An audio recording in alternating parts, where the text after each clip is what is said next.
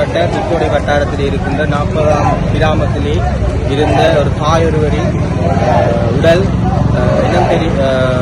காலடைந்த நான் தெரிவித்துக் கொள்கிறேன். ஏனென்று சொன்னால் என்னுடைய கௌரவ பாராளுமன்ற உறுப்பினர் சாணிகதாசன் ஐயா அவர்களிடம் அந்த உயிரிழந்த பெண்ணினுடைய தாயார் வந்து முறையிட்ட பின்னர் உடனடியாக குறித்த பகுதிக்குரிய OIC ASP மூலம் நாங்கள் இப்படியான பிரச்சனை நடந்திருக்கிறது என்று கூறியும் எதுவிதமான நடவடிக்கையும் அந்த தாயினுடைய உடலை கண்டெடுக்கும் மட்டும் வெள்ளாவளி போலீசாரோ களவாஞ்சிக்குடி போலீசாரோ எதுவிதமான நடவடிக்கையும் எடுக்கப்படவில்லை என்பது எங்களுக்கு மிக மனவருத்தமான விடயம்.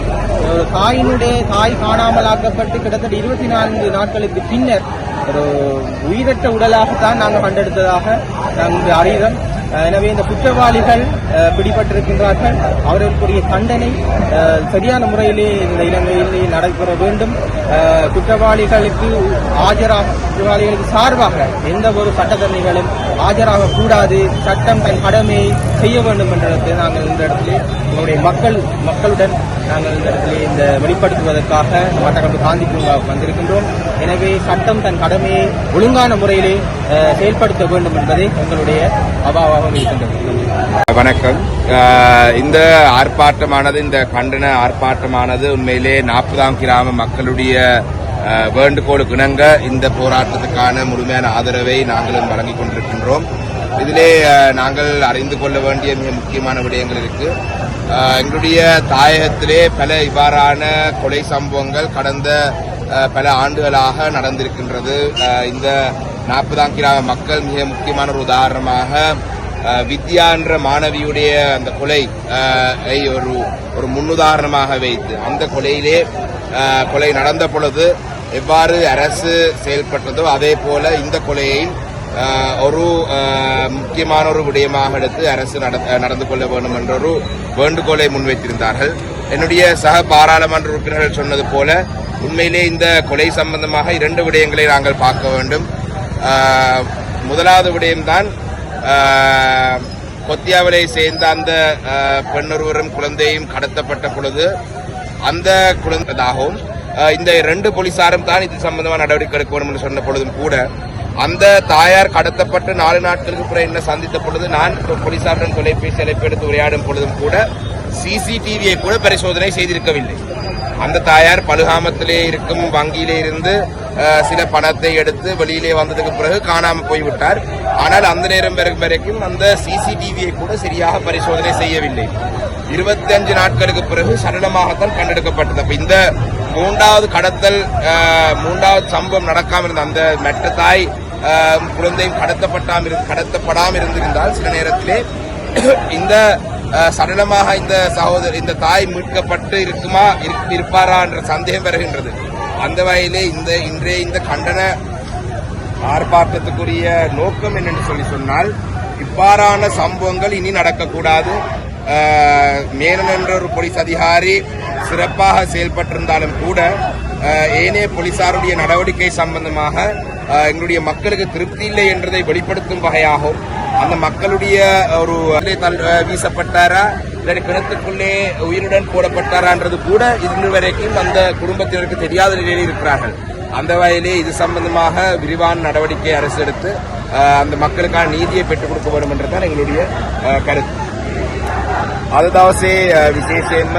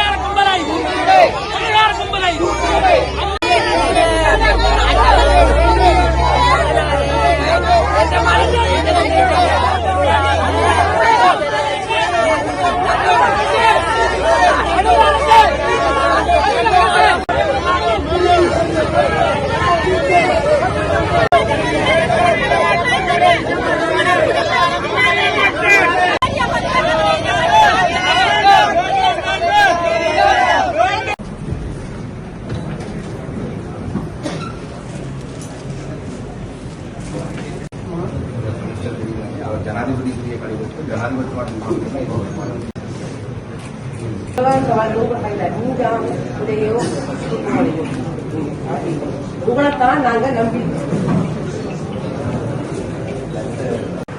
28ஆம் தேதி செய்யப்பட்டு கொடூர கொலை தைரியமானது ஒரு கொடூர கொலை செய்யப்பட்டாகும்.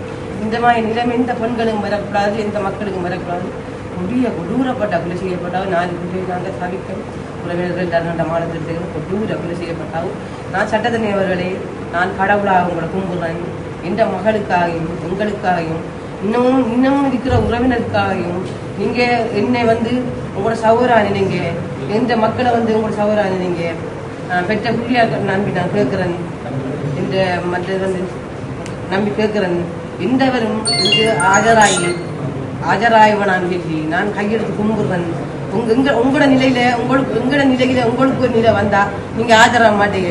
அதே நிலைமை எங்கட நிலைமையில உங்களோட நிலைமையை வச்சு நீங்க ஆஜராக நான் சொல்லி நான் கேட்கிறேன். எங்கட இனாதிபதியாளர்களே, நீங்க செய்யறது பழைய சட்டத்தை கொண்டு தூக்குமடையில போட்டா தான் இந்த சமுதாயம் காப்பாற்றப்படும்.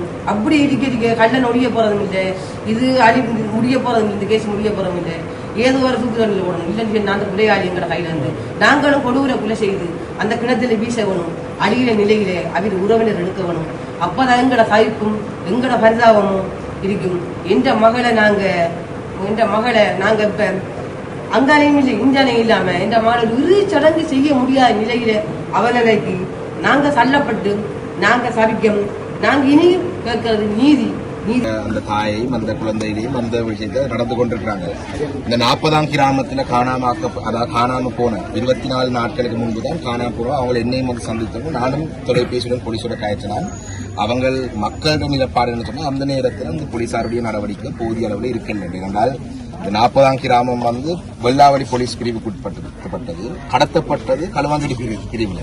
இதுல களுவாஞ்சுடி பிரிவு விசாரணை செய்தா வெள்ளாடி செய்தான்றதுல ஒரு சின்ன ஒரு குழப்பத்துல சரியாக விசாரணைகள் முன்னெடுக்கப்பட்டதா இல்லையான்னு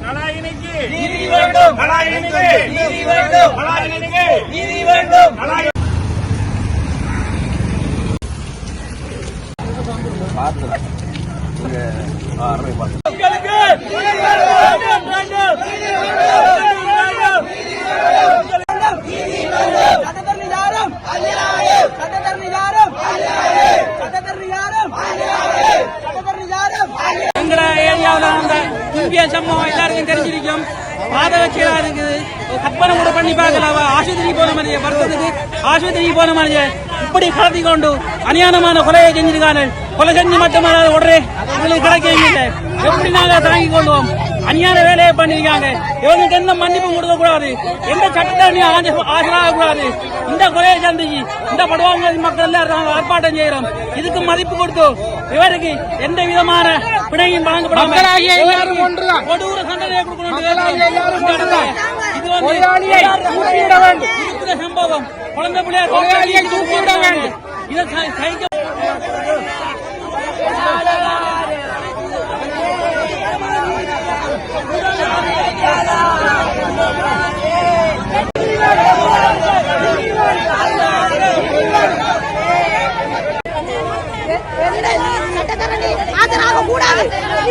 இந்த கொலையாளியை இந்த கொடூரமான கொலையாளியை தூக்கிவிட வேண்டும்.